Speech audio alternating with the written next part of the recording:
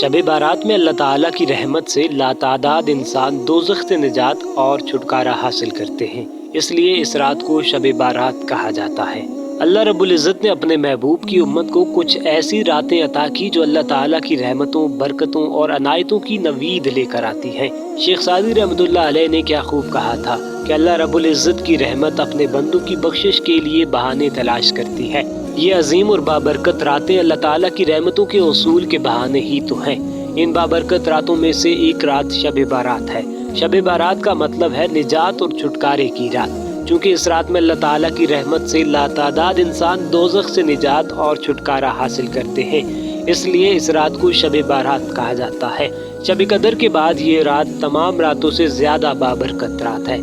बहुत सी हदीस मुबारका से इस बाबरकत रात की अज़मत और फजीलत वाज़ेह होती है।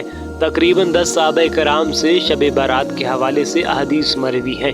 हज़रत अली अल-मुर्तज़ा रज़ियल्लाहु ताला अन्हु से मरवी है कि नबी करीम सल्लल्लाहु अलैहि वसल्लम ने इरशाद फरमाया, जब शबान की 15वीं रात आए तो उस रात में क़याम किया करो और दिन को रोज़ा रखा करो। बेशक अल्लाह ताला इस रात में ग़ुरूब आफ्ताब से लेकर तुलूए फजर तक आसमान दुनिया पर नुज़ूल फरमाता है और फरमाता है कि कोई बख्शिश तलब करने वाला है उसे बख्श दूं, कोई रिज़्क़ का तालिबगार है उसे रिज़्क़ दूं, है कोई मुसीबत ज़दा के उसे आराम दूं, है कोई ऐसा। अल्लाह ताला ये ऐलान तुलूए फजर तक फरमाता रहता है। हज़रत आयशा रज़ियल्लाहु ताला अन्हा ने इस रात के हवाले से नबी अकरम सल्लल्लाहु अलैहि वसल्लम के मामूल का जिक्र भी किया। आप रज़ियल्लाहु ताला अन्हा कहती हैं कि मैंने एक रात नबी अकरम सल्लल्लाहु अलैहि वसल्लम को ना पाया तो मैं आप सल्लल्लाहु अलैहि वसल्लम की तलाश में बाहर निकली तो देखा आप सल्लल्लाहु अलैहि वसल्लम बकी कब्रिस्तान में हैं। आप सल्लल्लाहु अलैहि वसल्लम ने फरमाया, क्या तुम डर रही थी कि अल्लाह ताला और उसका रसूल तुम पर जुल्म फरमाएंगे? मैंने अर्ज़ किया, या रसूल अल्लाह सल्लल्लाहु अलैहि वसल्लम, मेरा गुमान था कि आप सल्लल्लाहु अलैहि वसल्लम अपनी किसी ज़ोजा के यहाँ गए होंगे। फिर आप सल्लल्लाहु अलैहि वसल्लम ने फरमाया, बेशक अल्लाह ताला शबान की 15वीं रात को आसमान दुनिया पर नज़ूल फरमाता है और कबीला बनी कल्ब की बकरियों के बालों से ज्यादा तादाद में लोगों की मग़फ़िरत फरमाता है। कबाइल अरब में कबीला बनी कल्ब सबसे ज्यादा बकरियां पालने के हवाले से मशहूर था।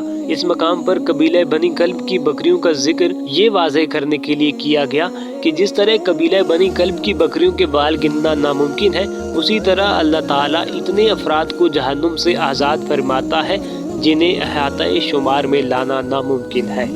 इसी तरह नबी अकरम सल्लल्लाहु अलैहि वसल्लम ने एक मकाम पर इस अमर का जिक्र फरमाया कि इस रात में अल्लाह ताला कितने लोगों को जहन्नुम से आज़ाद फरमाता है और कौन से ऐसे लोग हैं जो इस अजीम रात में भी उसकी रहमत से महरूम रहते हैं।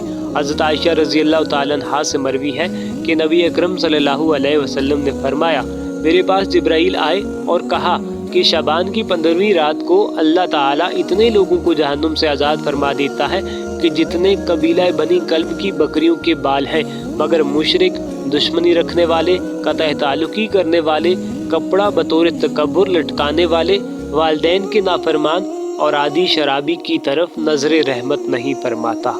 इस हदीस में महरूम अफराद के अलावा दीगर हदीस में ऐसे मजीद अफराद का जिक्र मिलता है जो इस बाबरकत रात में भी अल्लाह ताला की रहमतों से महरूम रहते हैं। मुख्तलिफ हदीस से पता चलता है कि तकरीबन 10 किस्म के अफराद हैं जिनकी इस बाबरकत रात में भी बख्शिश व मग़फ़िरत नहीं होती। इन अफराद में मुशरिक, कीना परवर, मुसलमान बहन भाइयों से दुश्मनी रखने वाला, आदि शराबी, आदि जानी, किसी को नाहक कत्ल करने वाला, वालिदैन का नाफरमान, कता ताल्लुकी करने वाला, बतौर तकब्बुर कपड़ा लटकाने वाला और चुगली करने वाला शामिल है। इन तमाम हदीस से इस रात की अज़मत व फजीलत अयां है। इसी तरह मुख्तलिफ रवायात से ये बात भी साबित है कि इस रात में इंसान का नामे आमाल तब्दील होता है, जिसका मतलब ये है कि अल्लाह ताला फरिश्तों को हर शख्स के पूरे साल के मामलात सहाइफ की शक्ल में दे देता है। यहाँ ये हकीकत वाज़ेह रही कि हमारी तकदीर में सब कुछ पहले ही लिखा जा चुका है। इस रात में सिर्फ 1 साल के उमूर नाफिज करने के लिए सहाइफ फरिश्तों को दिए जाते हैं। शब बारात में हमें क्या करना चाहिए कि हम भी रहमत बारी ताला के मुस्तहिक करार पाएं, वो अमाल जिन्हें सरअंजाम देकर हम इस रात की रहमतों और बरकतों को समेट सकते हैं। नंबर 1, سب سے پہلے اللہ تعالیٰ سے سچے دل سے توبہ کریں تاکہ ہمارا نام بھی اس رات میں جہنم سے آزاد ہونے والوں کی فہرست میں شامل ہو جائے۔ نمبر 2، باہمی رنجشوں کو ختم کر کے ایک دوسرے سے معافی مانگیں، لیکن یہ بات یاد رہے کہ معافی رسمی نہ ہو کہ ایک میسج ٹائپ کر کے تمام دوستوں اور رشتہ داروں کو سینڈ کر دیں اور اس خوش فہمی میں مبتلا رہیں کہ ہم نے تو اپنی ذمہ داری پوری کر دی، بلکہ کوشش کریں کہ حتی الامکان احساس ندامت کے ساتھ سب سے انفرادی طور پر مناسب طریقے سے معافی مانگیں۔ نمبر 3، اپنے والدین سے معافی مانگیں اور ان کی خدمت کرنے کا پختہ ارادہ کریں۔ جن کے والدین اس جہان فانی سے رخصت ہو چکے ہیں وہ ان کے لیے دعائے مغفرت کریں۔ نمبر 4، اس رات میں قبرستان جانا سنت نبوی صلی اللہ علیہ وسلم ہے، اس لیے اگر ممکن ہو تو قبرستان جانے کا اہتمام بھی کریں۔ نمبر 5، بقدر وسعت ذکر و اذکار، درود شریف اور تلاوت قرآن کریم کا اہتمام کریں۔ 3 مرتبہ سورہ یاسین اور 7 مرتبہ سورہ دخان پڑھیں۔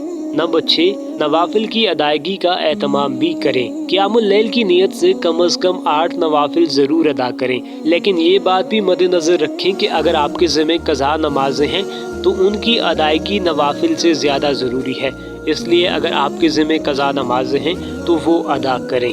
نمبر 7، نبی اکرم صلی اللہ علیہ وسلم کے فرمان مبارک پر عمل کرتے ہوئے 15 شعبان کا روزہ رکھیں۔ نمبر 8، پوری امت مسلمہ کے لیے دعا کریں۔ اگر ہم سچے دل سے یہ اعمال کریں گے تو اللہ تعالیٰ کی رحمت سے امید ہے کہ ہمارا نام بھی اس رات میں جہنم سے آزاد ہونے والوں کی فہرست میں شامل ہو جائے گا۔ اس لیے اب جانے سے پہلے سبسکرائب لازمی کر دو۔